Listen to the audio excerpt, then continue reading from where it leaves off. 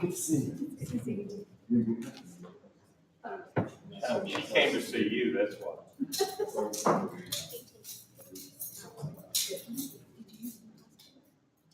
No, I left a message. We need the water.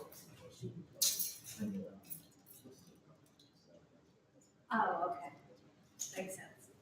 That's why my emails didn't get answered.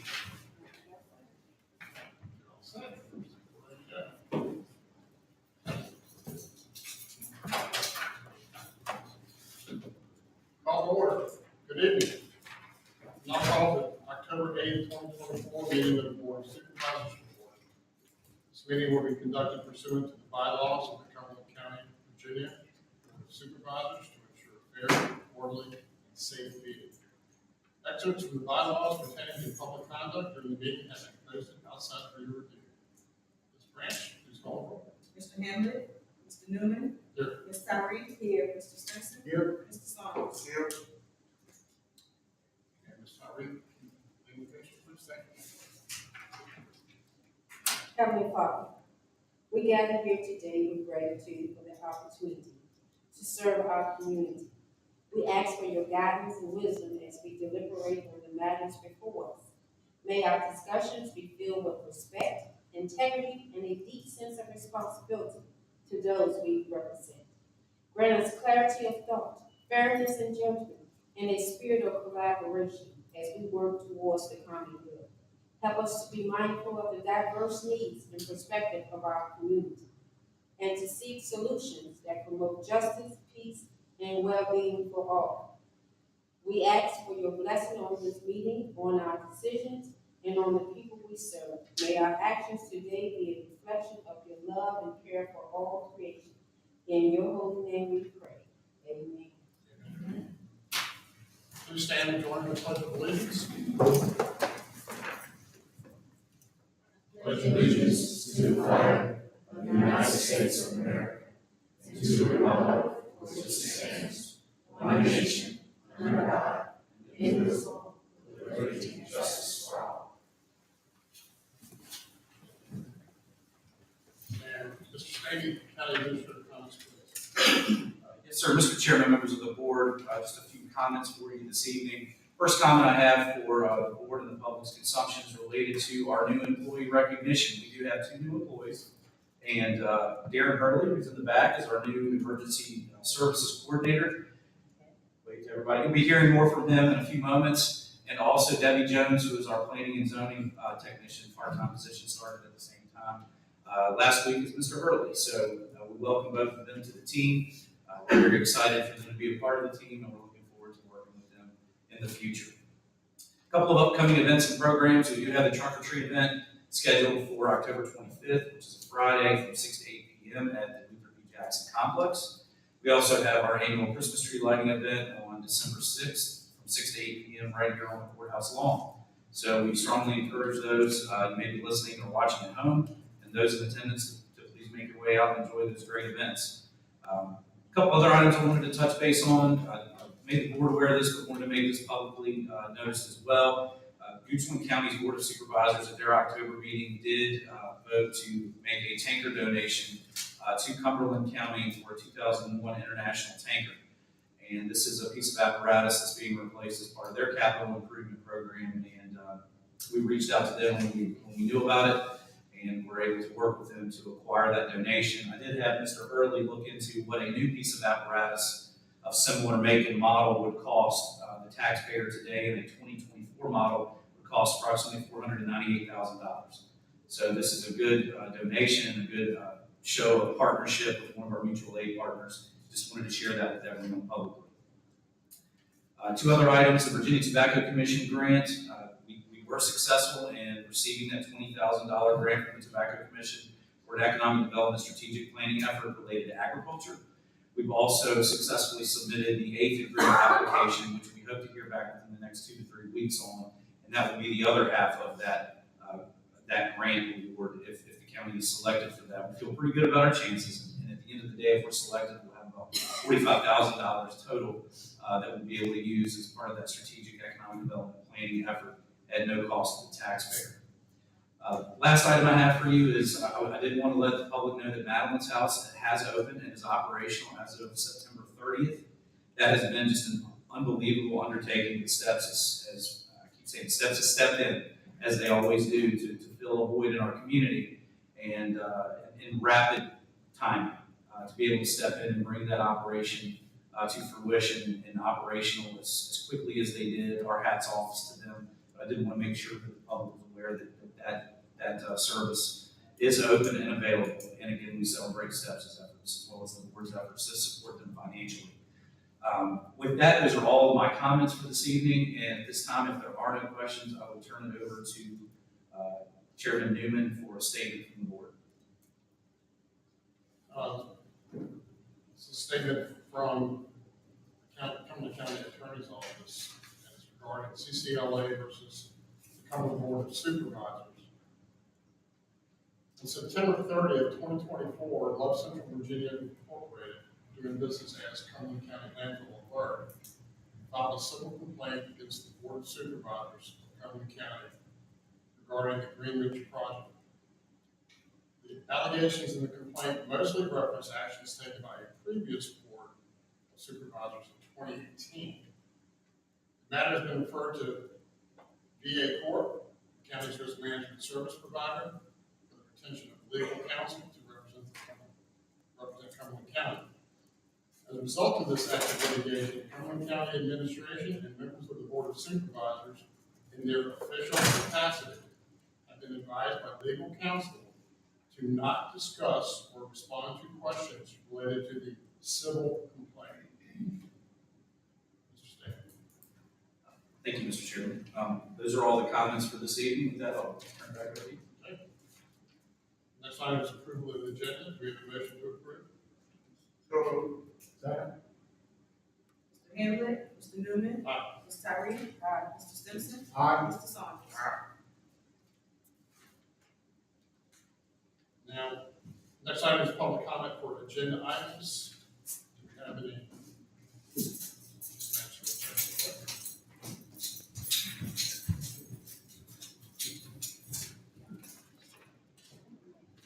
No one's on speak. No items. Thank you. And moving on to the state and local departments, agencies, community service provider reports, starting with Jamerson, Dr. Jamerson, where are you? There you are. Cumberland County Public Schools. Sorry, Dr. Jones cannot be here tonight, he had something else that he wanted to do today, so I will do my very best to give you an update for the school division. Thank you. A lot's been going on at the school lately. We have been very busy. October is always a busy month, and the division has a lot of things going on. And first, we'd like to congratulate Carmen Dudley. She was selected to be the alternate student liaison for the school board, so we welcome her aboard. Cumberland County Public Schools is also honoring Breast Cancer Awareness Week this week. And on Friday, October the 11th, they'll have the annual CUCPS Walk for Education. Anybody wants to join? We also celebrated National Custodial Day, and we do thank all of our custodians for all that they do for us each and every day. The School Fall Festival is taking place Thursday, October 24th, from 5 p.m. to 7 p.m. It'll be at the elementary school, although all three schools will be participating.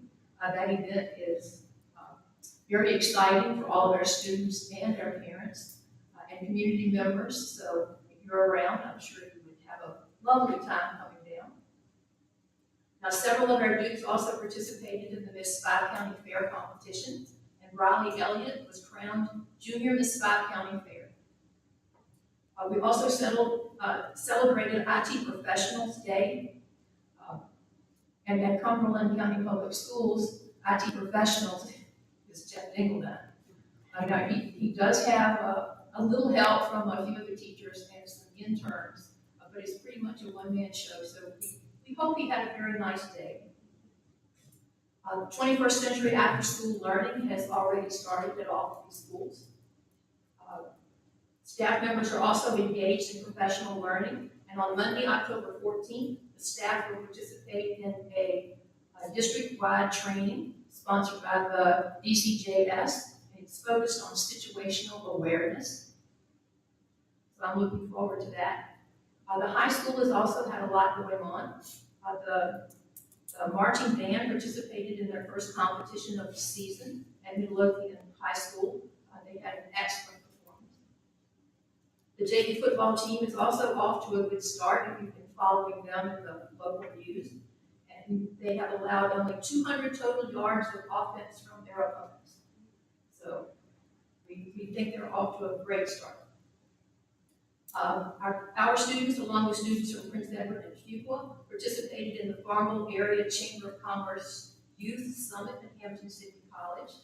The event focused on civic engagement with local businesses presenting, and Coach Caleb Kimbrough was served as the keynote speaker.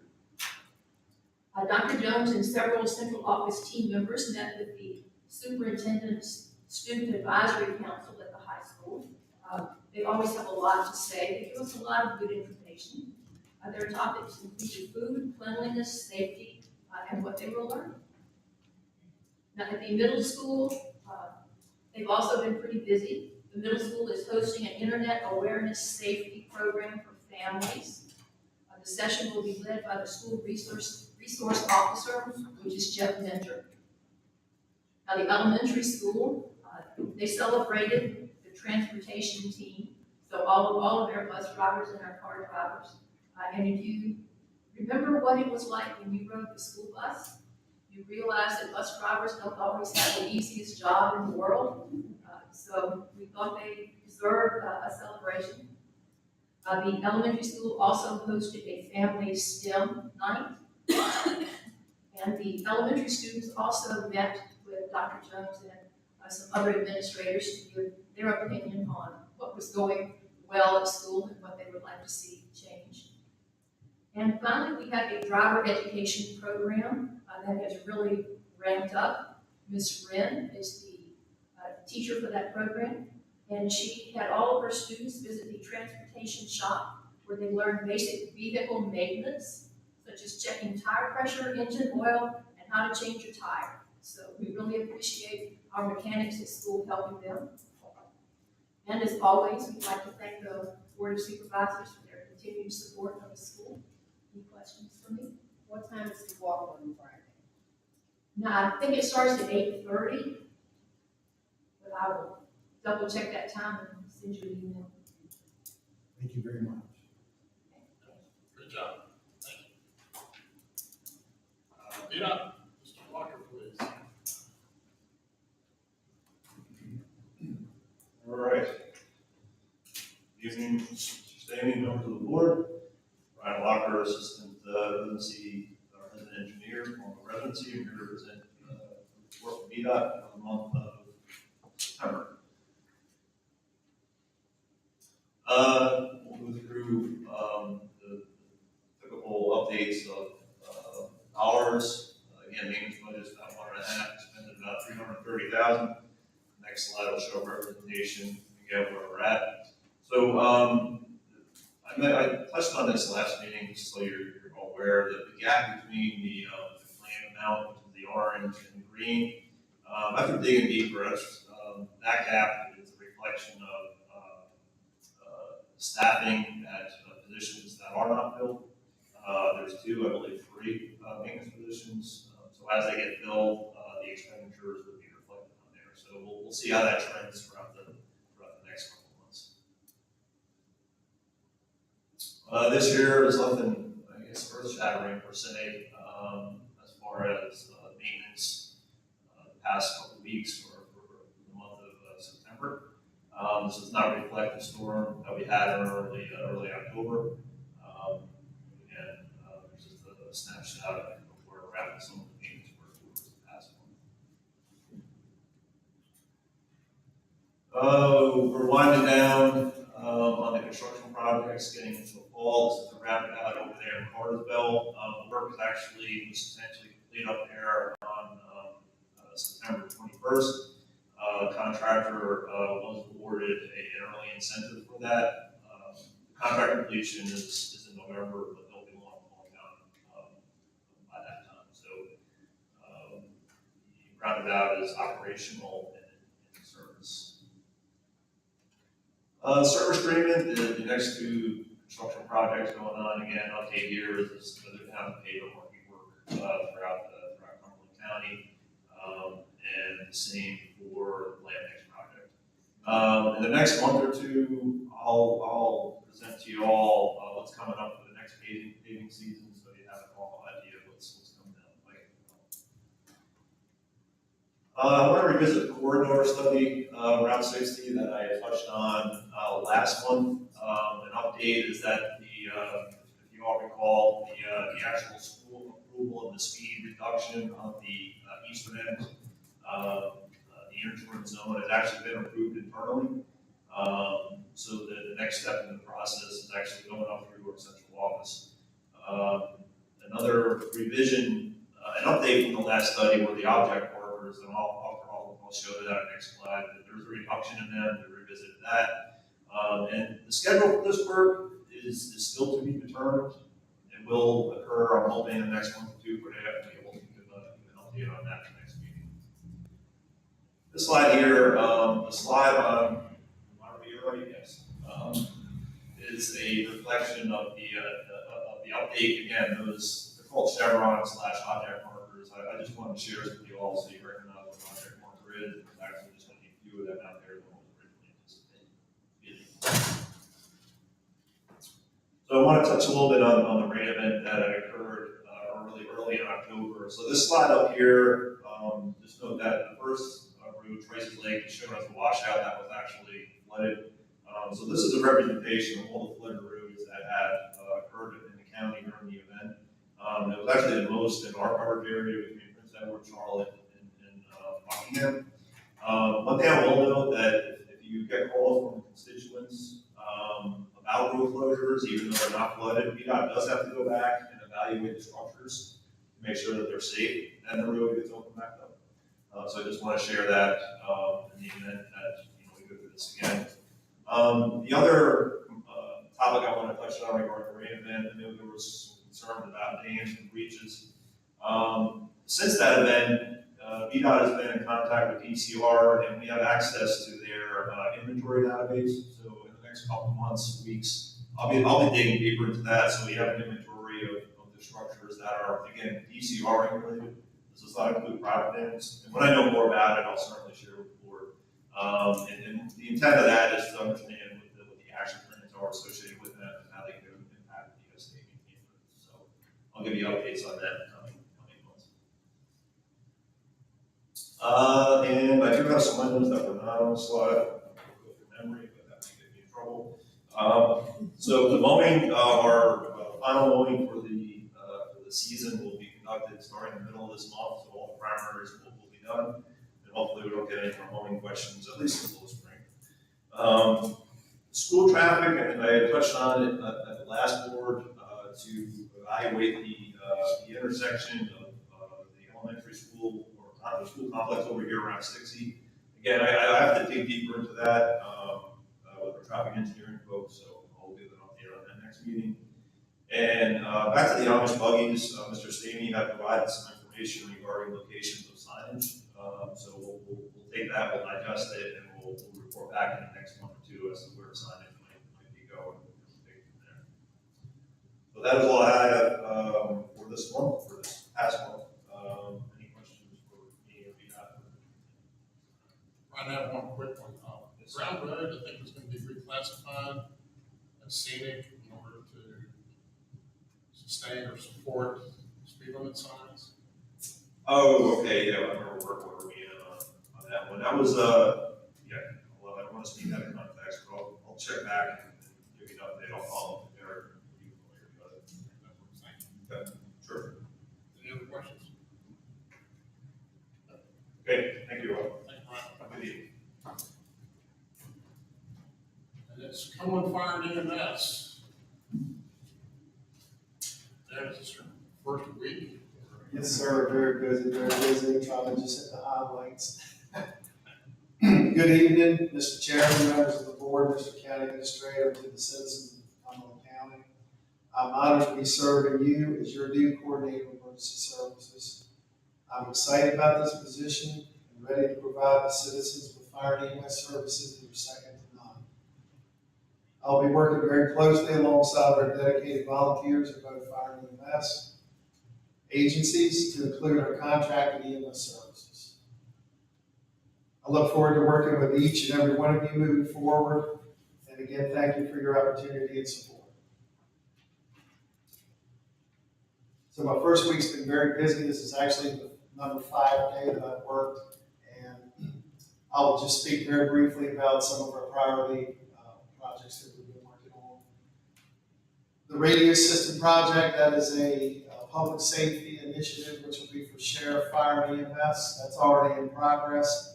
I'm just fact finding, trying to see what the needs are and making it the best system that we can make out here. I'm very pleased to say it's part of the state police system, and that was a very wise move to do that. We could not even get that in other agencies that I've been at before.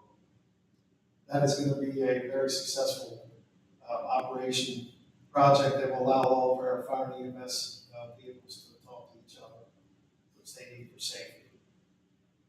Emergency medical dispatch, that's another initiative that's working at the police department, and basically what that is it's called the EMD program. That allows a citizen to call 911, and when they have an emergency medical issue, it allows the dispatcher to follow guidelines and keep them on the phone, what we call pre-arrival instructions, so the caller is able to administer first aid to the person that they're calling the EMS services for. So the 911 dispatcher will have a script to stay connected with the caller to help them through the process, providing emergency medical treatment until an ambulance arrives. I'm going to be part of that, representing fire and EMS with our first meetings October 21st and 22nd for the initial phase of training. We're trying to implement that by February of 2025 is our goal. Next item is the pharmacy room and the processes. That is going to be a Cumberland County managed narcotic pharmacy system for the ambulances. Each ambulance carries a drug box. We call it a medication box that allows the paramedics on the ambulance to basically go to the box and give life-saving medicines to save folks when they have a medical need. We have to manage that because there's narcotics involved in that, so it's going to be a safe, secure area managed by myself and some other folks to make sure we have some kind of paperwork trail to meet all the state and VDH guidelines from the Department of Health. That's in progress, and we're working aggressively to meet the deadline of that as well. That's probably like the top priority for my department. Again, I've had the general orientation of the county. The first day, this town branch took me around and introduced me to everybody. That was nice. I appreciate that. Thank you. And I've made arrangements to meet with all the volunteer fire and EMS supervisors to have a meet and greet like we're doing tonight and let them show me around the facilities so I can look at their buildings and equipment and gather some information to see what their needs are moving forward. That's about it in a nutshell. There's a lot of other things going on. I just wanted to mention the most important ones. Any questions you have, I'll be glad to answer. And if I can't answer them, I will get you the answer. Thank you. Any questions? No question. Welcome. Thank you. Appreciate it. Thank you for your support. Welcome to your part-time job. Yes, sir.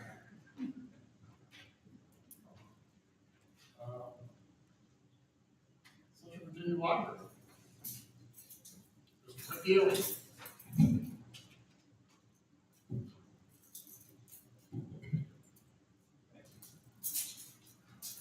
Thank you, members of the Board of Supervisors, and Mr. Stanley, and the rest, and everyone online and watching. I also have to rely on my notes because my memory is better than others, I guess. An update on the Cumberland County Public Library. It's getting busier, which is great. Children's activities. We have a weekly baby time, toddler time, and a weekly craft program for kids. Lately, we're getting about 15 people a week, which is very, I consider that very good. And that has to do partly with the fact that we now have a dedicated person on staff who just works with children's programs and services. So happy about that. We do school visits on Thursday. Right next door, it's a walking activity. Just walk out the back door, I guess. We recently attended school outreach events in the elementary and middle schools, which we really are trying to make that connection and keep it. We have a fall festival this Friday in partnership with the school's rec center and the local department of forestry. Looking forward to that. And for adults, we have a book club. We have monthly. We have computer classes weekly. We have meetings in our meeting room, a knitting group weekly, women's club monthly, garden club monthly. Within our guidelines, which are, I think, pretty easy to follow, community organizations, nonprofits, and government entities are welcome to use our meeting room for free. They just have to let us know, give us a little heads up, say, hey, we need your meeting room. We can figure that out. And moving on to a general branch update, we now have 2 study rooms available for the public.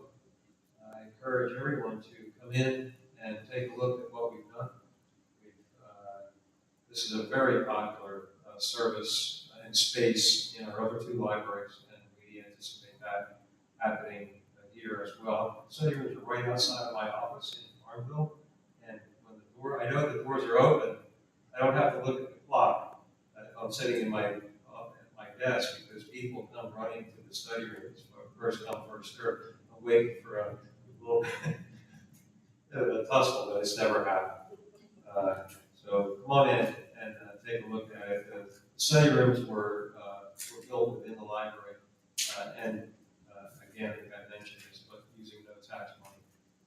Money is coming from some savings that the library had and from our foundation. We have a teen area, which is sort of adjacent to the study rooms, that's coming in, becoming a reality. If you go to see the study room, there's this sort of a wild-looking, kind of a indigo blue chair with this sort of translucent thing around it. You got to sit in that. It's a pretty cool. It's called a Brody, and it's pretty neat. Have a seat, see what it's like. It's for, it's to sort of focus. You're in there, you're in this sort of a pod, but it's open. And it's supposed to be easier to focus. I have trouble focusing. I don't care where I am. So maybe I should try that. So if you come in, take a look at it. And some other things are happening in the team area as we move forward. And finally, the children's area is about to start a big project, and I'm confident that will be good for both children and adults. Because you know what, children really don't necessarily want to be around adults. They're kind of like little teens. I mean, they just want to run around and do their own thing, and a lot of adults don't want to be around kids exactly like they're. Hey, I'm just trying to pick out a book here. And then they never say that. So we're trying to provide a little bit of constructive separation. We're working on that pretty hard. So I invite y'all to stop by and take a look and see what we're doing. It's a little bit of a construction feel still. You'll enjoy it. Any questions that I can answer? You will have an activity this Friday. What time is that? The fall festival is, I'll look that up and get it to you. Okay. I do not know off the top of my head the exact one. It's 3 to 5. 3 to 5. It's 3 to 5. I just drove by the sign. Hour and a half. I missed that one. As a librarian, I don't have to know anything, I just have to know where to find information. I appreciate it. Anything else? Thank you. Thank you very much. Thank you, Mr. Sin. You're welcome, anytime. And next is the Cumberland Sheriff's Office. Actually, Mr. Chairman, members of the board, the Sheriff's Office gave their update at the previous board meeting, so they won't be providing one for this month, so we can skip on to the next item. And the new agenda item, Central Virginia Recovery Court update. If everybody's agreeable, I'd like to approach and bring our team that we have tonight for you. Judge Blessing. Yes, I am the Chief Judge of the 10th Judicial Circuit, which is a huge honor. I got that because nobody else wanted the job. My territory is Buckingham, Cumberland, and Prince Edward. This is Ms. Revis, our consultant. This is Ms. Hannah, who hangs around my court a whole lot and tries to tell me what to do and is successful quite a bit of the time. She's your Commonwealth attorney around here. I did want to point out to you that this is a little unusual for me. It's been almost 10 years since I have addressed this room from this position, and I never did like to be in the box. I always like to think outside the box. By the way, I've got to tell you, I'm so glad Mr. Kraft is not here. Who is Mr. Kraft? That was my school bus driver. And Judge Watson, who now lives in Halifax, and I glory to Jesus, for Mr. Kraft. So I think I have some idea of the comments you were making with regard to that. Before I get into the Central Virginia Recovery Court, by the way, recovery used to be drug court. While we were at the judicial conference this year, the governor signed a bill to change that name. It's a little bit more inclusive, perhaps will not have the stigma. I've got to thank you and previous boards. See these TVs up here? These TVs kept us in business during COVID. Now, I can't solely praise you because Buckingham always had them. We did a renovation in Prince Edward. But a lot of the courts around, including in the 10th Circuit, didn't transact business. We were doing bond hearings, advisements, hearing motions. If there was a plea agreement, we were doing it by video whenever possible. And then finally, we got approval because we didn't have a jury problem in time. In fact, when you were doing the social distancing, if you took the people who were necessary in the room, you really didn't have much room for the public. But we had a case that we thought was going to have some press involved in, and we arranged to put the press in the other courtroom, which is typically the J&DR court, and broadcast it in because they got a right to be there. It's just I don't know where to put you. So anyway, I thank you for that. That's facilitating government. Now, I became a judge in 2014. I immediately wanted a protocol. That's what they call it. But you know, we were getting a lot. They always tell you, like, you got to wait your turn. My turn never came. There was no one with any support. You get busy. Your doctor's overwhelmed. You don't have any time to think about it. So let's move forward. I like to give all three of these people a very hard time.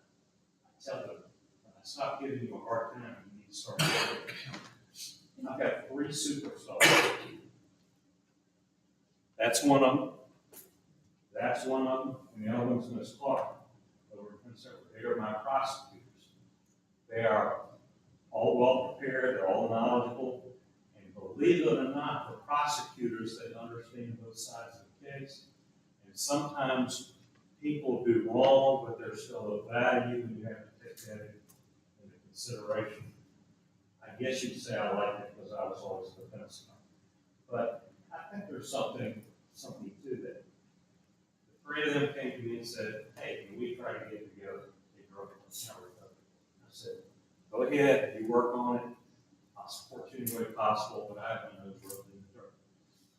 Well, it seems to me that some kind of way, Mr. Beasley got delegated with doing the major work of getting the paperwork and the application together. Mr. Beasley, as every good manager has found a way to delegate that to a young lady who was in law school, who didn't know beans about drug or recovery court, has become a real expert on that. I will tell you, we submitted our application, it was turned down.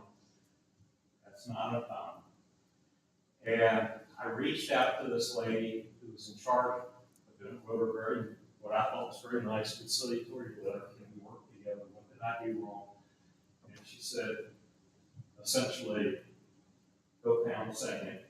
And we couldn't possibly consider you until October.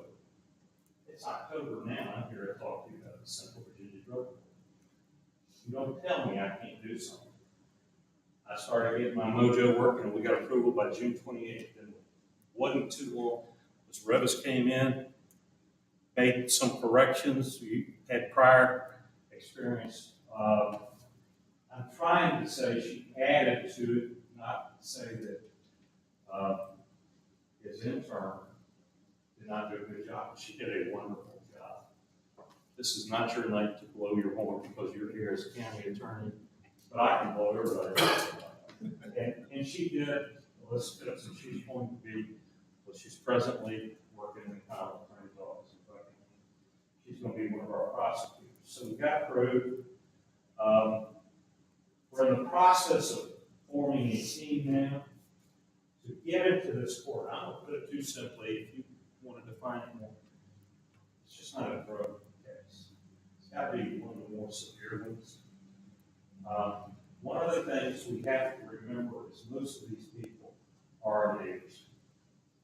Sometimes our neighbors need help. Sometimes help starts with kicking things.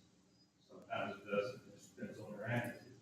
But this is and they just don't get in. There's a assessment process, there's probation and parole, and also essentially mental health assessment. They can be disqualified for various things. For example, if they have violent crime history. There's also absolute veto, absolute veto, absolute veto, or common term. They have a bad feeling when they veto. I can't do a thing about it. I can say, please, would you think about it again? But they don't have to. And I thought, we're not to the point where anybody's exercised a veto, but I don't think anybody's going to exercise a veto lightly, but there'll be good reasons. I know that. We're forming our team now. We also have an advisory committee. We may reach out to some of y'all in this room to help in those regards. We'll have probation involved, Piedmont Court Services involved, Crossroads, law enforcement involved, and we can get referrals from all these places. We need to have a coordinator in place who kind of runs the administrative side of that court, even though we lose the clerk's office. That court will be sitting in Prince Edward because it is centrally located, and there are not a lot of multi-jurisdiction courts yet, but it makes sense. We can probably work out the transportation, we can probably work out services, because a lot of them in the area are actually bumpy roads. There's going to be people that have problems with housing, we can't necessarily address that yet, but we've got that in our mindset. These are going to be people who, I'll say it, it may not be the right way to say it, but have not been raised, blessed with the blessings any of us have had. They don't have support groups. We've got to change their thinking. We've got to change our thinking as support, how we deal with them. Some of it is positive reinforcement. Some of it is punishment. But you try to make that constructive. They are tested for drugs regularly. My experience as a lawyer and a judge is nothing happens without a date. And I might be overly ambitious, but we set dates to start drug court in January, twice a month, every month thereafter. But you got to have something to work with. Even if we have a couple of referrals pending now, I don't know what will happen with them because they haven't gone through the assessment process. We've got to get a couple things in place before they can do that. But even if we don't have anybody, we need to meet with the team team operate. Typically, there's a team meeting before drug court each time. The goal is to get to know these people, to get their trust. You don't get them off drugs automatically, but there comes a period of time. You can set an arbitrary date when they should be off. But you got to get there. If they come in and say, "Hey, I test early," that's not what you want to hear. That's possible because they've been truthful with it. I'll tell you, I looked at the 2022, which is the most recent report from then drug courts.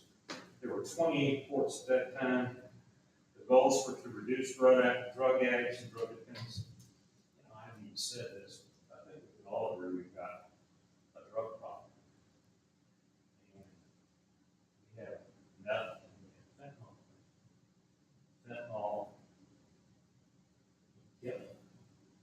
And even if I'm not going to give you a judgment call on whether marijuana is good or bad, that's for the people to decide. But when you get marijuana now, if you get it from somebody who's a dealer, a lot of times they have, the table and say, okay, here's the marijuana. Let's take all this junk in it. It may be sawdust, it may be leftover meth, it may be fentanyl in it. I was also told that I graduated from college in 1977. And that was the culture. Oh, it's just what you want. The marijuana now is 70 times more powerful than that marijuana. Even if you have someone who wants to be able to supply, agricultural people often spray their crops. There may be pesticide on there. These are things we don't even think of. They need support, housing. So from the 2020 report,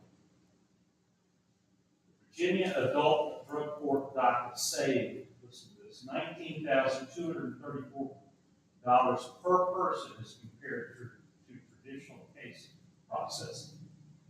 The 3-year reconviction rate for those who successfully complete an adult drug treatment court docket in 2019, which is the latest, 22.7%. That's low. There are also statistics which Beth may get into that say even if you go to drug court and you fail, the recidivism is lower than the people who don't go. They get some tools and they learn from that. And I think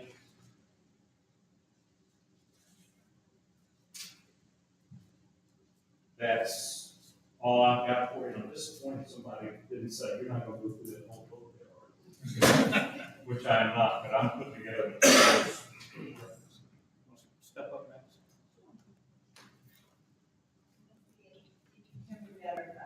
Talk closer to this. Okay.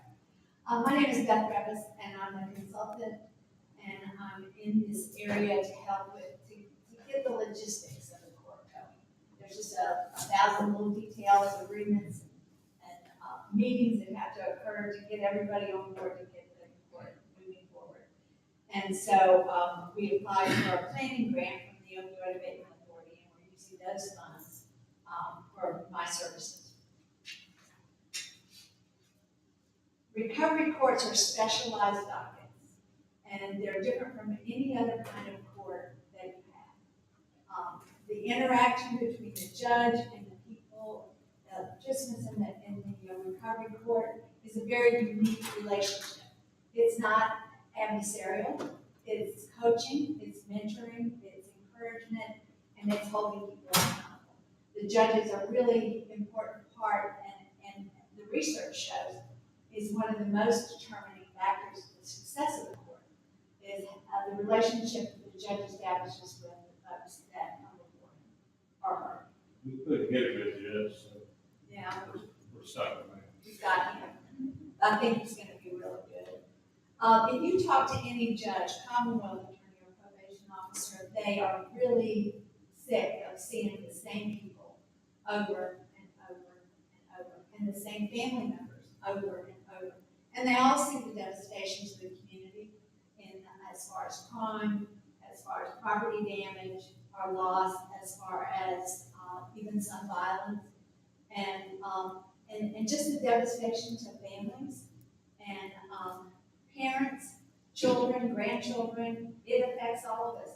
I think the most recent data I read about how the opioid, problem and drugs in general, 1 in 4 people has a personal connection to someone who has a drug issue, a substance abuse disorder. So that's a lot of folks in this country. So it's not, oh, I heard about somebody. It's somebody you know, somebody you go to church with, somebody you're a neighbor to. It's people that we know. It's not out there somewhere. It's in our homes, it's in our neighborhoods, it's everywhere. And so we really need to try something different, because just locking people up or putting them on probation hasn't really changed the dynamic at all. So this is a real different attempt. And it's been, it has some history. It goes back to Dade County in Florida, like 25, 30 years ago. And a lot of courts in Virginia have had a long history. I think the courts in Norfolk and Portland, some of those places where I worked and came from, have been in existence for a long time. My background was social services. I was director of social services for 3 or 4 counties. I been working in social services since 1971. And so I have a long history with social services. And I helped Warren County, my last county, and Shenandoah County establish their drug courts. And so that was my experience that brought me here. Let's talk a little bit about what recovery cards are and what they're not, so that people have a clear understanding of what it is. Recovery cards are not a get out of jail free card. And that was the first thing I asked law enforcement when I met with the first drug court team that I observed. I said, is that what this is? And he goes, even if they start out thinking that's what it is, they find out really quickly that's not what it is.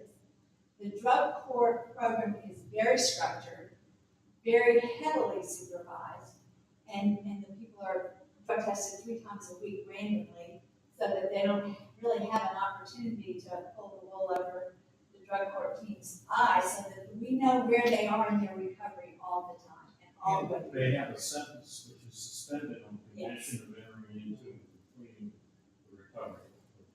if you don't complete the program, then you go back to court and take it back to court, you remove from the program, take it back to court. The judge decides whether you have to serve your complete sentence or whether some portion of it, depending on how long you spent in the drug court. So it's about carrots and sticks, it's about accountability and about help. And it's about long enough to make a difference.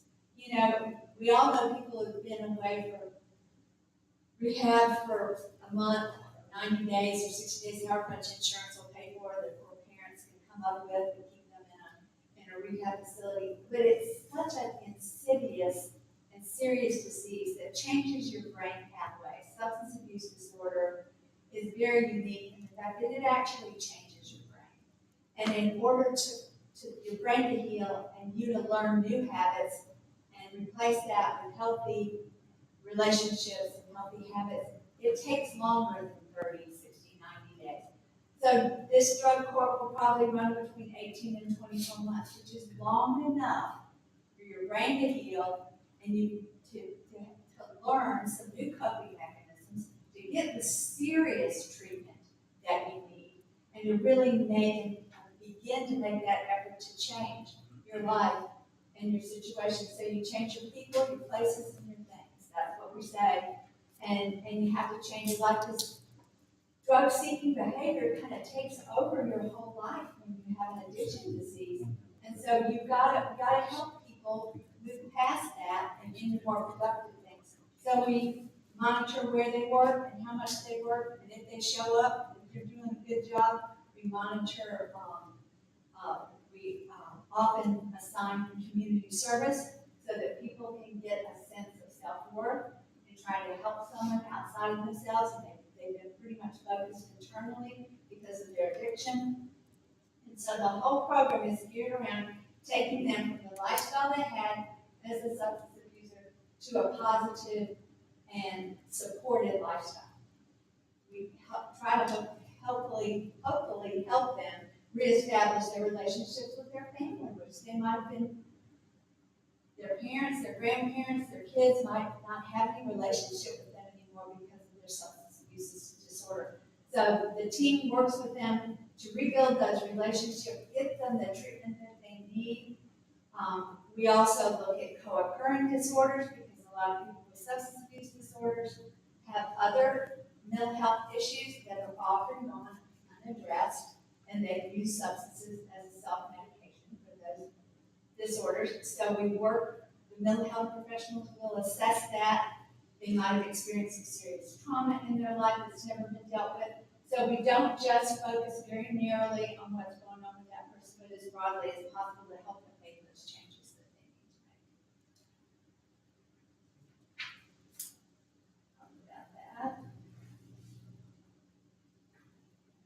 The recovery court is a multidisciplinary court. So you've got judges, you've got prosecutors who are looking out for public safety issues as people go through the court. You've got defense attorneys who look out for the person's legal rights because it still is a court proceeding and they need to have representation during those procedures. We have mental health professionals that do the mental health part. Law enforcement helps us by making home visits, making sure that people are following rules and doing what they're supposed to, and visiting them where they are at work or at home, seeing what kind of situations they're in, if they're reporting back to us accurately, or whether they're still kind of playing that game that they've always played to make their lifestyle work. And so we get and they also, law enforcement knows what's going on in these communities. They know where these people are hanging out. They know if they see them in a place they don't need to be. They know if they're in a relationship they probably shouldn't be in. And they report that stuff back to the courts so that we can make adjustments if necessary. And we also have intensive mental health services and intensive probation services. So we pretty much know where they are 24/7, and we can keep an eye on them and make sure they're not becoming a problem in the community or committing more crimes or doing things they're not supposed to. There's other kind of recovery courts in other areas. You might have heard of DUI courts. In some areas of the state that have a high incidence of DUI crimes. There's family courts for families that have kids in foster care. And there's veterans courts in my area, in the Tidewater area, because we have such a large Native population there. And then there's also mental health courts. And all these are called recovery courts. And that was why the governor changed the names from drug courts to recovery courts. So we cover all of those. It wasn't just a family we wanted to change. The benefits of the court is it reduces recidivism, and the judge talked about that. I mean, that's the whole point. We want to reduce crime. We want to reduce the devastation that substance abuse causes. And I get my glasses here. 18% is the recidivism rate for recovery court graduates within 3 years. Non-graduates, people that have been in the court but didn't necessarily finish, is 29%. If we just send them to prison, it's 46%. So it's a significant decrease in recidivism, which matters to all of us. It's a reduced burden on the court system, criminal court system, which saves money. It has better outcomes for the participants, and it lowers the cost compared to traditional incarceration, which is expensive. Like I said, the program will last between 18 and 24 months. Some people go through quicker because maybe they're dealing with alcoholism as opposed to a substance abuse disorder. Some people with an opioid disorder can get on medication, and it helps them get through the program quicker because it helps them get a hold of their substance abuse disorder a little bit quicker. There's not much, there isn't any specific medications out there to help with meth addiction, and that is the drug of choice in our area. It's cheap and it's available, and that's why people use it. And so we have to give them, the research says that they need a little bit more time because it takes longer, and there's fewer things that can help them with their cravings and their drug addiction. it's a pretty much a behavior modification model where we incentivize good behavior and we sanction bad behavior. And the sanction could be anything from write me an essay, tell me why you did what you did, tell me what you could have done differently, tell me, what you'll do the next time in order to avoid using it again. It could be working at the landfill. People really don't like doing that. Because there's a ton of things. We have long lists of incentives, which could be praised from the judge, which for a lot of folks that doesn't seem like a big deal, but when you observe a drug court proceeding, it really matters to those folks whether they did a good job that previous week. Well, every time before that they've walked in court, it's been a bad experience. And so to have somebody in authority like a judge speak to you and listen to your story and praise you for doing well and hold you accountable when you mess up, that's a really powerful thing for folks, and they really respond well to it. So we do things like gift certificates that could be, a hamburger at McDonald's. It doesn't matter. People respond to positive reinforcement and they respond to sanction behavior. And so that's the basis of the program, along with the heavy surveillance. People go through 5 or 6 phases in the court program. So they start off with intensive treatment, and then as they get their addiction under control or begin to get it under control and have some self-control, then we move on to other things like helping them get a job or getting some additional education or moving into more pro-social activities. And then we go through a stabilization phase, and then we try to develop a program for them when they come out of the drug program so that they have support when they come out. So it takes them from where they are to where they need to be and however long it takes. And as long as they're cooperating, they can continue to participate in the court. They do have to put forth an effort. If you're just, biding your time and hoping we're not going to pay attention to you, that just doesn't happen. They're held accountable. All the practices that we use are evidence-based, so there's been 20, 30 years of study of what works in drug courts and what doesn't. And so we have a lot of research to base how we do things and what we do and what is best practice. There's a best practice manual that I've given everybody that maybe they've read, maybe but I keep on so that they will learn. They got other jobs to do. I realize that. So we all. I think I read it the other day. Okay. So there's a lot of training at the state level, and at the national level, and so we'll take advantage of all those opportunities. And there's also funding for that kind of training that helps people with their court to be the best it can be, which is what we want. So our challenges are quality mental health services. That's an issue for the whole community. But the good news is when we get really good substance abuse services for the recovery court, they'll become available for the entire community. So even though the recovery court may serve a small group of people, those services are going to be in place for everybody in the community to access, which is something that it brings additionally to the communities that we serve. The other thing is the need for sustainable funding. We're going to be using the opioid abatement money as our startup money. And then there's other grants that we can apply for. There's some hoops that you have to jump through for some of those funding pots, but I know all of those hoops, and so I'll be working with those. So by the time I leave, you'll have that in place so that you can get that funding, when you apply for that funding when you need it. We need sober housing, and that's just an issue that we'll have to work with as we get participants and find out what their exact needs are. I've met with some church groups who are willing to help us with transportation, which is really generous, and that's a good sign. And then we're looking, I think we've worked through our drug testing sites. I was worried about people having to have drug tests on the weekend, and we not having been available, but we have worked that problem out. So right now, we're identifying the actual team members. We're gonna start meeting as a team.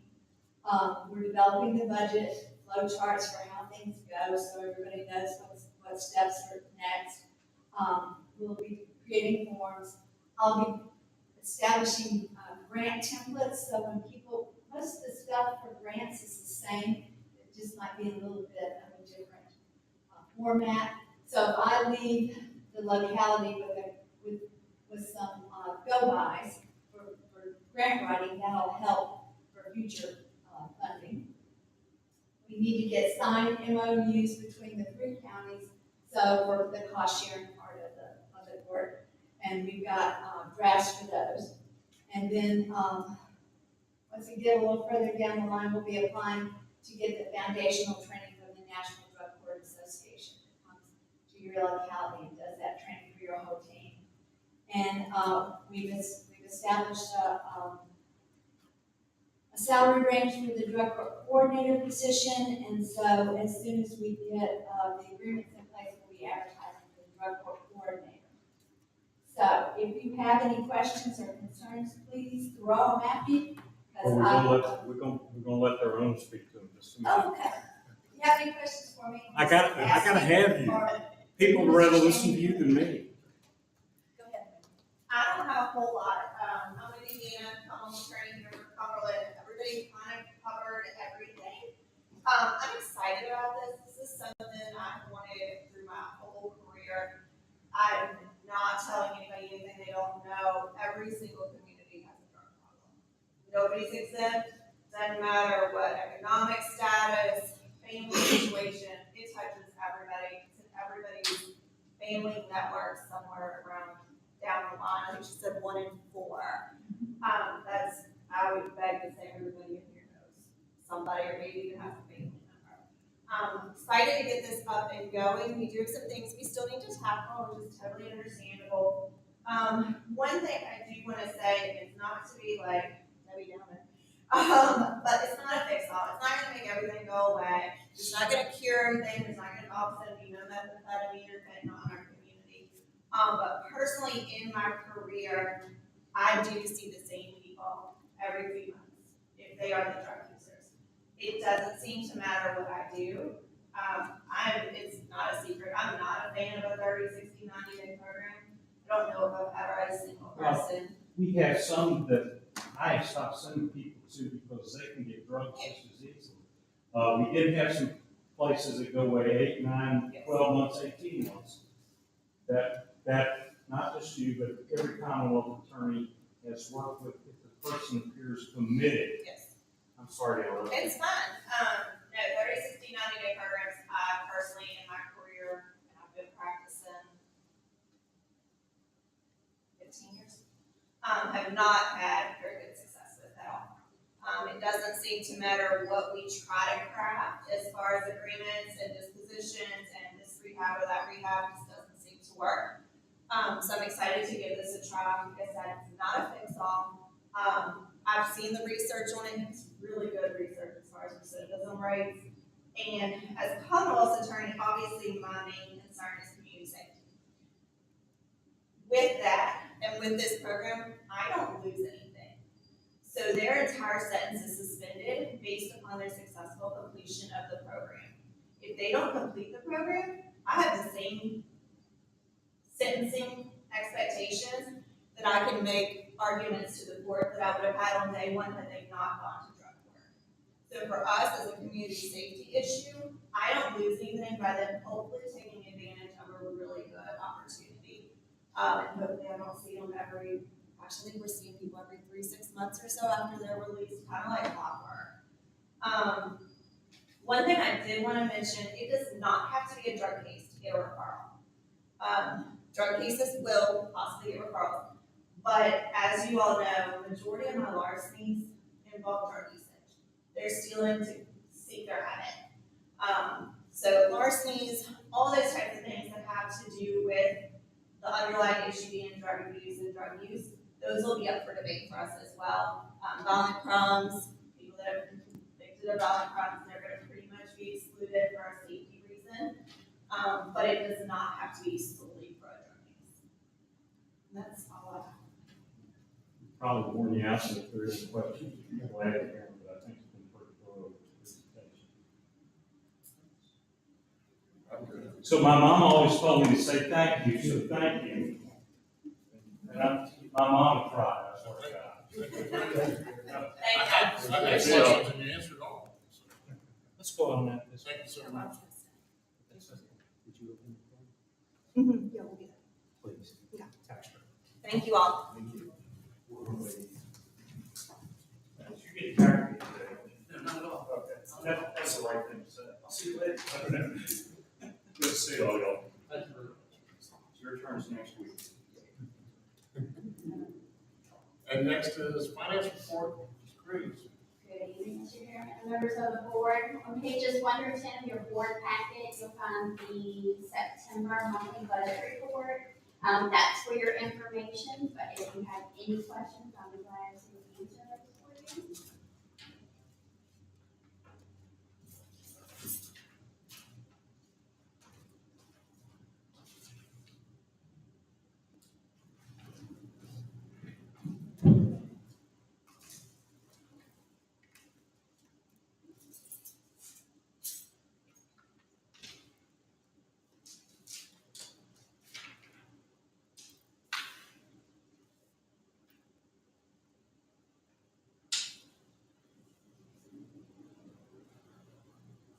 Any questions from the board? Thank you so That's much. all I have. Next, Stephanie. My name is,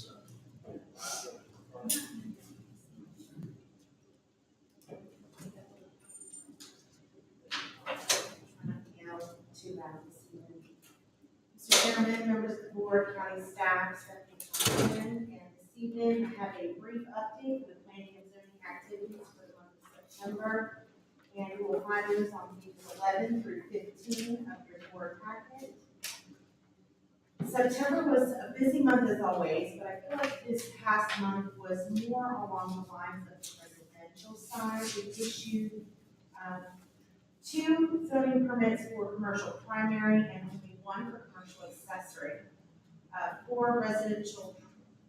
14 residential primary and 7 residential accessories. That would be 14 new homes that we issued zoning permits for. And the residential accessory would have been for carports, sheds, additions, those sort of things.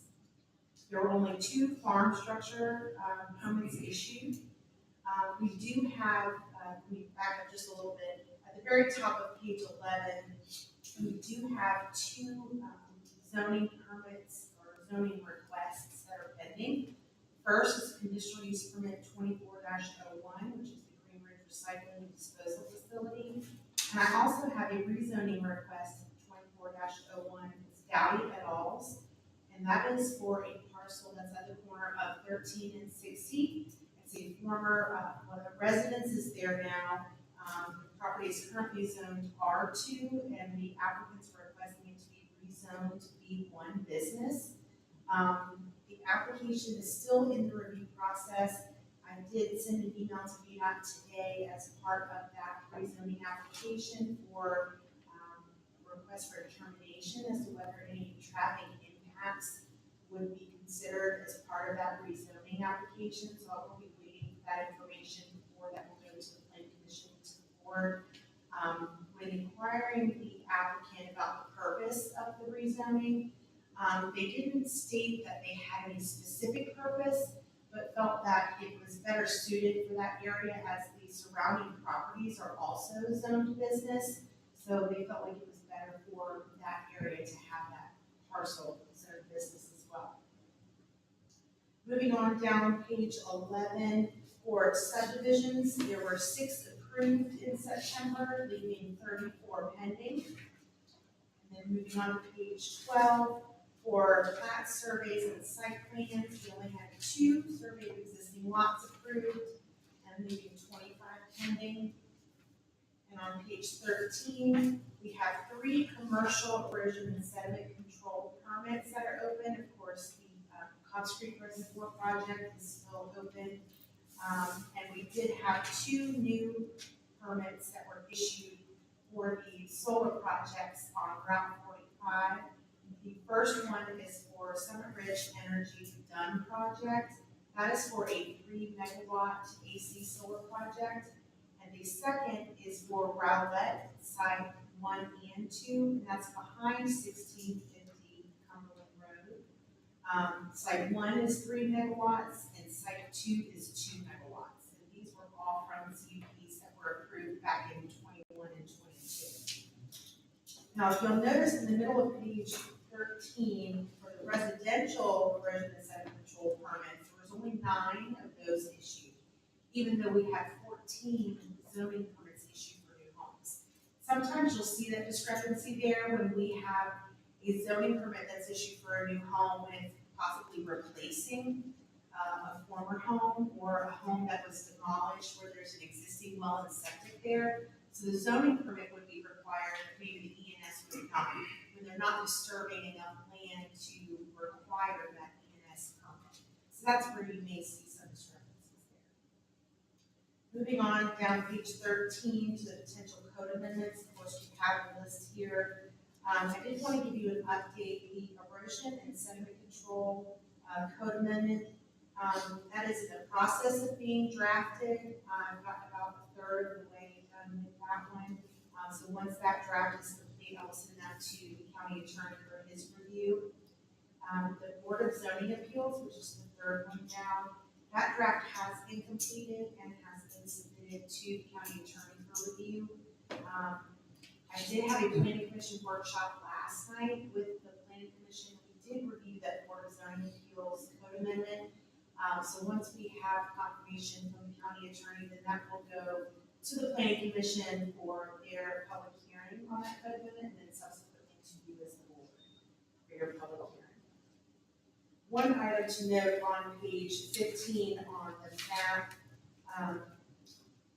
it does show, the 2 new commercial ENS projects at the very bottom in District 5. I thought I had potentially mislabeled them there, but it does show the 2 commercial ENS projects. So I believe that is all I have for you this evening. Any questions? Questions for Ms. Johnson? Very good. Thank you so much. County Attorney's report, Mr. Beasley. Mr. Chairman, I have nothing to report this month.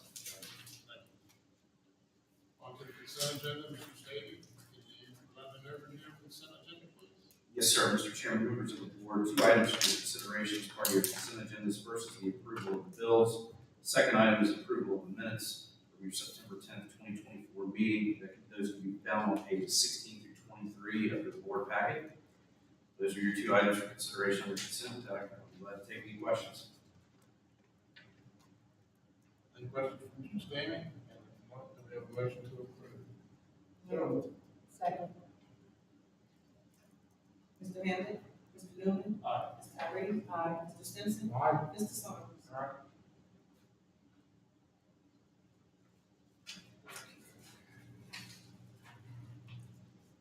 On to new business.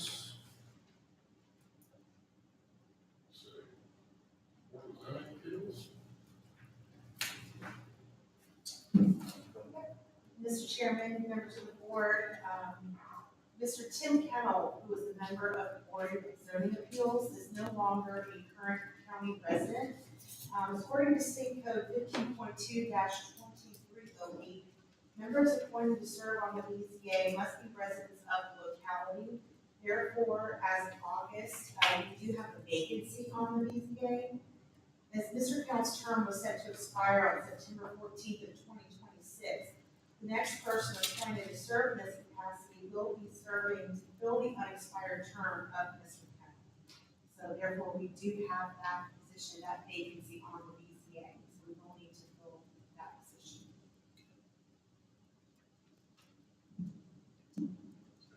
Next item is the Planning Commission reappointment. Thank you, sir. Yes, Mr. Chairman, members of the board, The next item for your consideration is a planning commission reappointment. Information can be found on page 24 of your board packet. Just to give you some background on this, the term for Mr. Hubert Allen, who serves on the commission as a representative of District 4, is set to expire on October 31st of this year. Mr. Allen was originally appointed in October of 2012 to fill a vacancy in an unexpired term and has fulfilled his role with the commission for the past 12 years. Staff has spoken with Mr. Allen who would like to serve and continue to serve and wishes to be reappointed. Planning commissioners have been polled and also wish for Mr. Allen to continue to serve in that capacity. As a reminder, members of the Planning Commission are appointed by the Board of Supervisors and serve 3-year terms. Should Mr. Allen be reappointed, his new term would begin November 1st, 2024 and expire October 31st, 2027. So we have Mr. Allen's reappointment for your consideration this evening. First, do we have any questions? Do we have a motion to reappoint Mr. Hubert Allen? So moved. Second. Mr. Hamlin. Mr. Newman. Aye. Ms. Tyree. Aye. Mr. Stinson. Aye. Mr. Saunders. Next item is the vacant designated voting member. Mr. Stan. Yes, sir. Mr. Chairman, members of the board, the next item for your consideration is related to your upcoming Virginia Association of Counties Conference, which is scheduled to be held November 10th through the 12th of this year. And under their annual business meeting, they do have opportunities for the county to vote, whether it's for commissions or committees and directors of certain regions, things of that nature, and also to either endorse or not to endorse their legislative agenda from the Virginia Association of Counties. And they do ask that through a motion that the board appoint or designate a representative of the Board of Supervisors to cast that vote on the county's behalf. The voting delegate will need to be certified by the clerk of the board.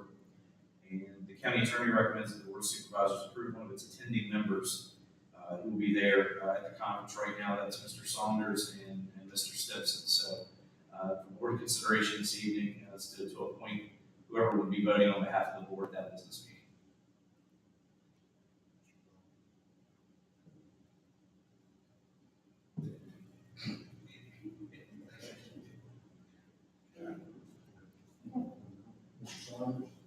You want to nominate the movement? I second. Do we have a motion to?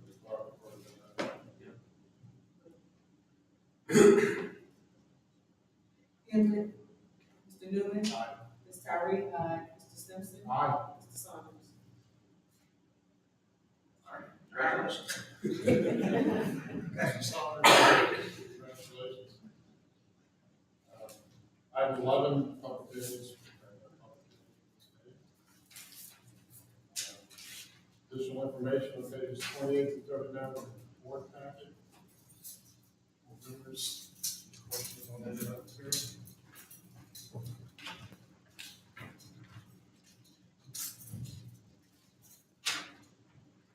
Next item would be public comment.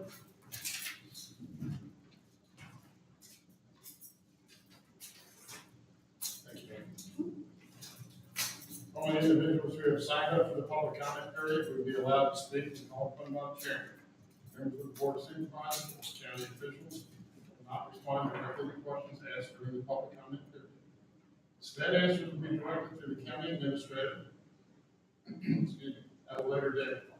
Please provide contact information on the sign sheets for all proper responses to the county administrator. One speaker is Betty Myers, Deep Run Road.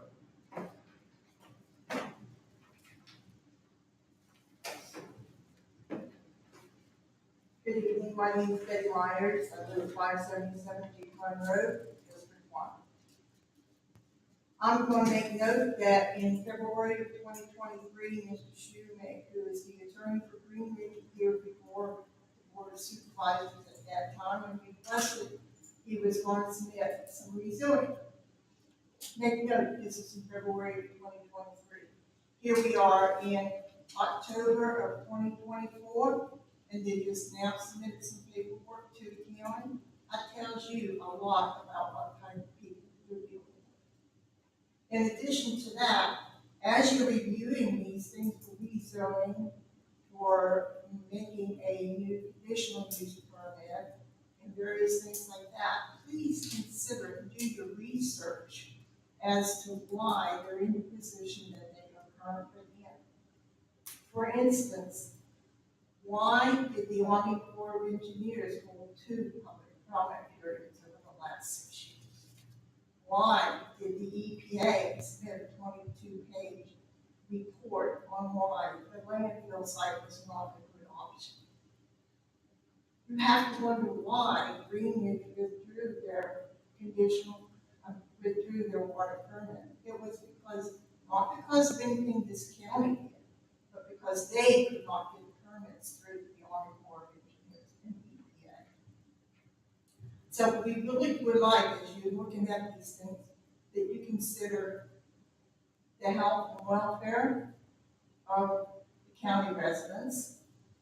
Look strongly at the revised plan that they have put in for this last 104 acres.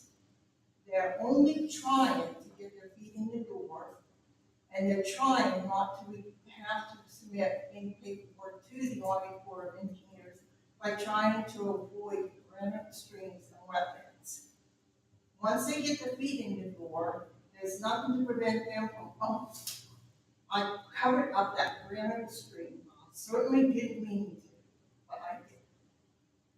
And I know from talking with these people that it is just unbelievable things that they can come across.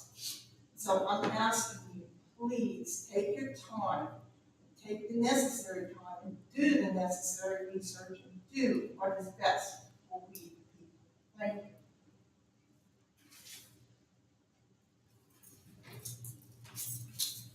That concludes public comment period. Next is board member comments. Sandra Stetson. Just want to thank everyone for coming out tonight, being a part of this meeting. Yeah. Ditto on that. I really do appreciate it when it came out tonight. The next meeting is November 12th. And with that, I have all the comments, so we're ready to adjourn. We have a motion to adjourn. So moved. Mr. Hamlet, Mr. Newman. Aye. Ms. Tyree. Mr. Simpson. Aye. Mr. Thomas.